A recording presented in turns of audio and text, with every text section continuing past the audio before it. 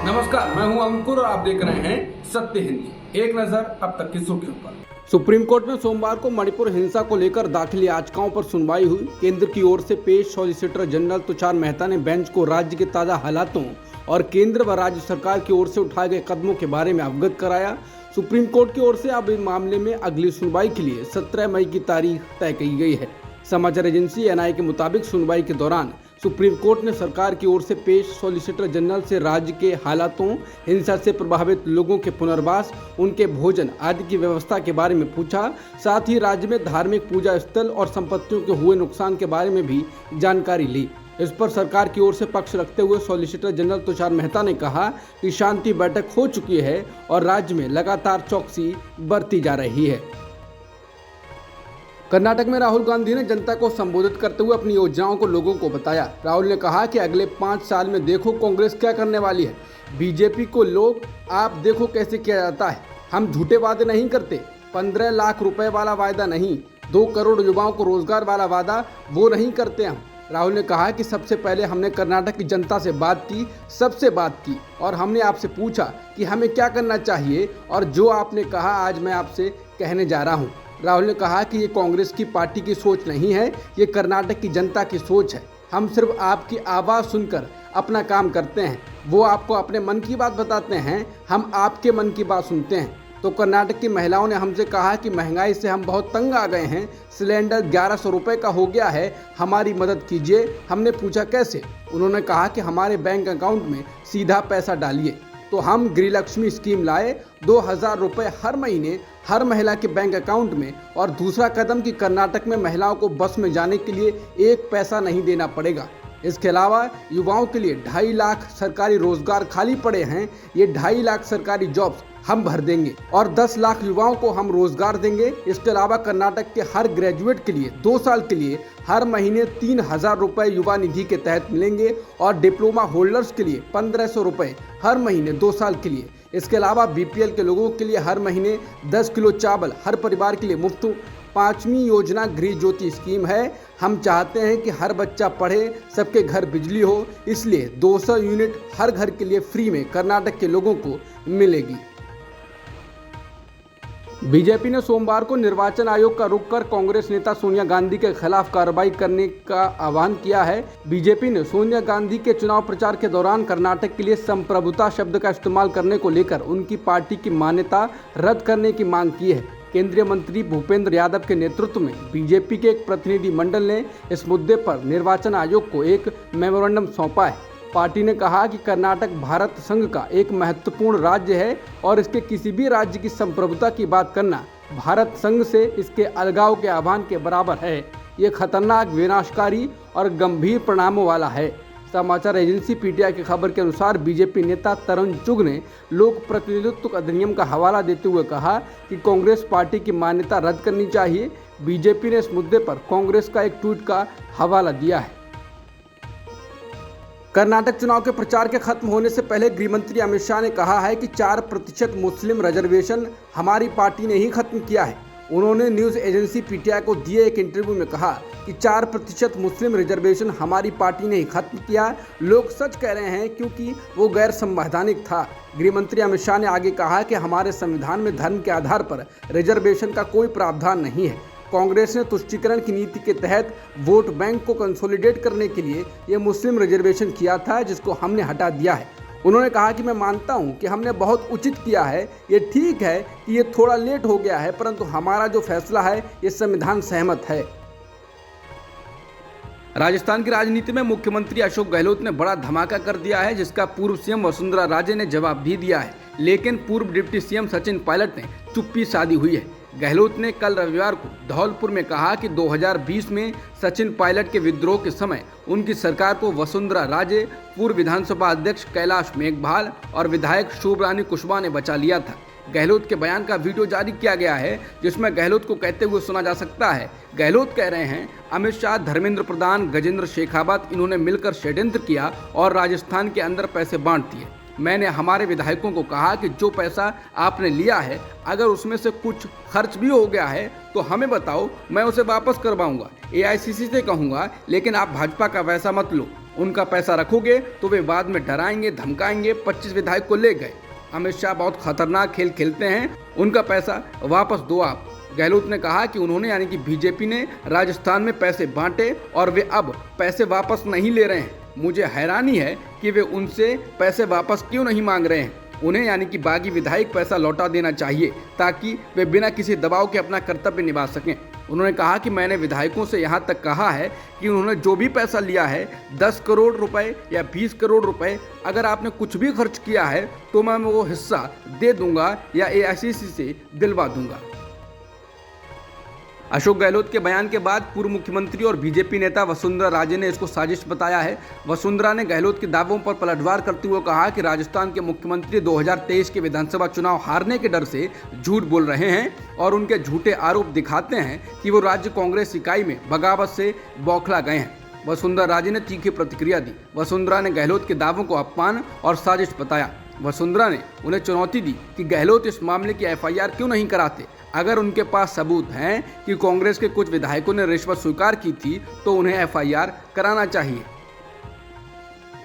अपना इस्तीफा वापस लेने के बाद शरद पवार ने कहा कि उनकी बेटी और बारामती सांसद सुप्रिया सुले ने ये साफ कर दिया है कि उन्हें पार्टी का नेतृत्व करने में कोई दिलचस्पी नहीं है और वो अपना पूरा ध्यान लोकसभा चुनाव 2024 पर केंद्रित करेंगे। बता दें, शरद पवार के इस्तीफे के बाद चर्चा चल रही थी कि सुप्रिया सुले को नया अध्यक्ष बनाया जा सकता है। इसी बीच शरद पवार ने इस्तीफा वापस ले लिया। पश्चिम बंगाल में विवादित फिल्म द केरल स्टोरी को बैन कर दिया गया है। ममता बनर्जी के नेतृत्व वाली पश्चिम बंगाल सरकार ने सोमवार को कहा कि उसने नफरत और हिंसा की किसी भी घटना से बचने के लिए विवादास्पद फिल्म द केरला स्टोरी पर प्रतिबंध लगाने का फैसला किया है। उन्होंने कहा, ये नफरत और हिंसा की किसी भी घटना से बचने और राज्य में शांति बनाए रखने के लिए किया गया है। उन्होंने कहा कि द कश्मीर फाइल्स क्या है, ये एक तबके को नीचा दिखाने के लिए है। द केरला स्टोरी क्या है, ये एक तोड़ मरोड़ कर पेश की गई कहानी है। बता दें, इससे पहले इस फिल्म को तमिलनाडु में भी रोका जा चुका है। पश्चिम बंगाल में बैन हुई फिल्म को लेकर बीजेपी की ओर से प्रतिक्रिया आने लगी है। बता दें, पीएम मोदी समेत कई बीजेपी के लोग द केरला स्टोरी का समर्थन और रैली में जिक्र कर चुके हैं। इसी बीच केंद्रीय मंत्री अनुराग ठाकुर ने ममता बनर्जी पर पलटवार करते हुए उन्हें आतंकी संगठनों का समर्थक करार दिया है। उन्होंने कहा कि कांग्रेस और कम्युनिस्ट पार्टी के लोग जब खुद सत्ता में थे तब कुछ और कहते थे और अब इसे झूठ और प्रोपेगेंडा बता रहे हैं। तुष्टीकरण का खेल भारत की बेटियों की जिंदगी की बर्बाद कर रहा है। जो विरोध कर रहे हैं वो राजनीतिक कारणों की वजह से इसका विरोध कर रहे हैं। केंद्रीय मंत्री अनुराग ठाकुर ने कहा कि पश्चिम बंगाल जैसा राज्य फिल्म को बैन करके बहुत बड़ा अन्याय कर रहा है।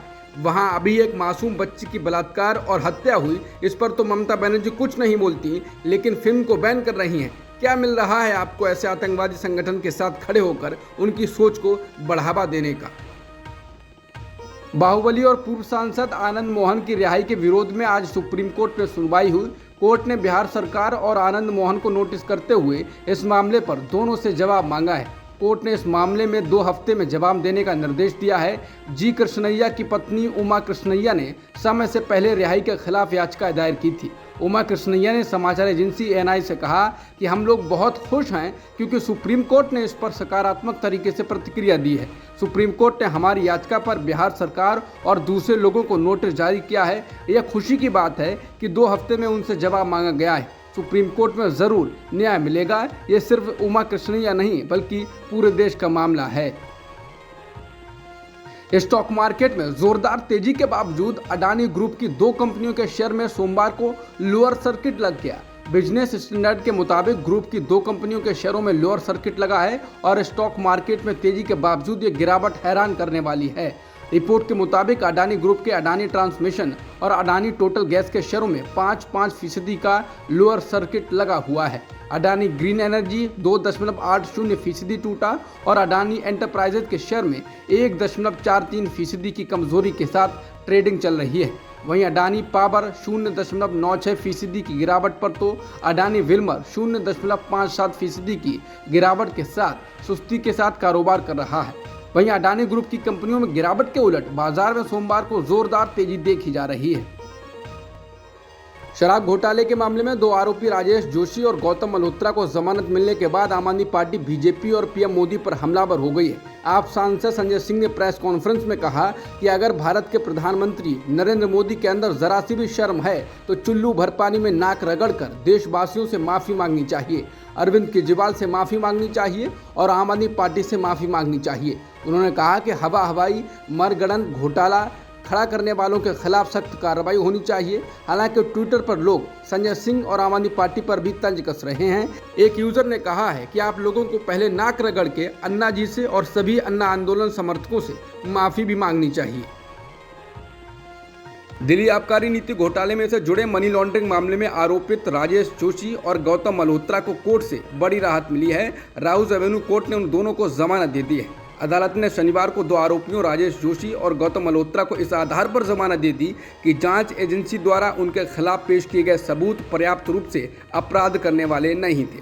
अब इस मुद्दे पर आम आदमी पार्टी हमलावर हो गई है। अरविंद केजरीवाल ने ट्वीट कर कहा है कि पूरा शराब घोटाला झूठा है, हम शुरू से कह रहे थे, अब तो अदालतें भी कहने लगी हैं। आप जैसी ईमानदार पार्टी को बदनाम करने के लिए बीजेपी का ये हताशा भरा कदम है। राज्यसभा सांसद संजय सिंह ने इस मामले में केंद्र सरकार और बीजेपी दोनों को निशाने पर लिया। उन्होंने कहा कि बीजेपी वाले हवा में ही इस घोटाले और जांच की बात करते थे। संजय सिंह ने कहा कि हम पहले दिन से कह रहे हैं कि इसका कोई सबूत नहीं है, लेकिन जबरदस्ती प्रमाण बनाया जा रहा था। उन्होंने कहा कि पीएम नरेंद्र मोदी के कहने पर बीजेपी वालों ने अरविंद केजरीवाल जी को बदनाम करने की गहरी साजिश रची। ईडी सीबीआई का आरोप फर्जी निकला। अब नरेंद्र मोदी और बीजेपी को माफी मांगनी चाहिए। शराब नीति मामले में दिल्ली के पूर्व डिप्टी सीएम मनीष सिसोदिया की न्यायिक हिरासत को 23 मई तक के लिए बढ़ा दिया गया है। कोर्ट ने साथ ही प्रवर्तन निदेशालय से मनीष सिसोदिया की चार्जशीट की ई कॉपी देने को कहा। उनकी जमानत याचिका को कई मौकों पर खारिज किया जा चुका है। उन्होंने नियमित जमानत के साथ साथ अंतरिम जमानत याचिका भी दायर की थी। भ्रष्टाचार और मनी लॉन्ड्रिंग मामलों में सीबीआई ने 26 फरवरी को उन्हें गिरफ्तार किया था। 9 मार्च को ईडी ने भी उन्हें गिरफ्तार कर लिया था। पीएम केयर्स फंड में पिछले 3 वर्षों के दौरान विदेशी चंदे के रूप में 535.44 करोड़ रुपए मिले हैं। कोविड-19 महामारी के मद्देनजर 2020 में स्थापित पीएम केयर्स फंड के रसीद और भुगतान खाते से पता चलता है कि वित्त वर्ष 2019-20 के दौरान फंड में प्राप्त विदेशी योगदान का मूल्य 0.40 करोड़ रुपए था। ये 2020-21 में 494.92 करोड़ रुपए और 2021-22 में 40.12 करोड़ रुपए रहा। बता दें, पीएम केयर्स फंड को एफसीआरए के तहत छूट मिली है और विदेशी चंदा प्राप्त करने के लिए एक अलग खाता खोला गया है। ये पीएम केयर्स फंड को विदेशों में स्थित व्यक्तियों और संगठनों से चंदा पाने में सक्षम बनाता है। ये प्रधानमंत्री राष्ट्रीय राहत कोष से अलग है। पीएफएनआरएफ को भी 2011 से पब्लिक ट्रस्ट के रूप में विदेशी चंदा मिला है। केरल के मलप्पुरम जिले के तनूर में रविवार रात एक दर्दनाक हादसा हुआ। तनूर के समुद्र तट के पास एक डबल डेकर पर्यटक नाव के पलटने से बच्चों सहित कम से कम 22 लोग डूब गए। इस हादसे में जीवित बचे लोगों ने आरोप लगाया कि नाव में भीड़ बहुत ज्यादा थी और अधिकांश यात्रियों के पास जीवन रक्षक जैकेट नहीं थी। डबल डेकर इस नाव में कई नियम तोड़े गए। ये घटना तनूर के पास थूबल थीरम ओट्टपुरम बीच पर रविवार शाम करीब 7:30 बजे हुई। राजस्थान के सूरतगढ़ में आज सोमवार सुबह वायुसेना का MiG-21 विमान हादसे का शिकार हो गया, जिसमें 2 महिलाओं समेत 3 लोगों की मौत हो गई है और 2 जख्मी हो गए। एक अन्य खबर में कहा गया है कि लड़ाकू विमान मकान की छत पर गिरा। पीटीआई की खबर में बताया गया है कि यह विमान नियमित ट्रेनिंग उड़ान पर था। हादसे में पायलट सुरक्षित है, लेकिन मामूली चोटें आई हैं। हादसे की वजह का पता लगाने के लिए जाँच शुरू कर दी गई है। बीसीसीआई ने चोटिल हुए केएल राहुल की जगह आईसीसी वर्ल्ड टेस्ट चैंपियनशिप के फाइनल में ईशान किशन को जगह दी है। केएल राहुल आईपीएल में चोटिल हो गए थे, जिसके कारण उनको टीम से बाहर करना पड़ा है। इसके अलावा बीसीसीआई ने स्टैंड बाय खिलाड़ियों की घोषणा की है, जिनके नाम हैं ऋतुराज गायकवाड़, मुकेश कुमार, सूर्य कुमार यादव। अब तक की खबरों में इतना ही। बाकी खबरों के लिए बने रहिए सत्यहिंदी.com के साथ।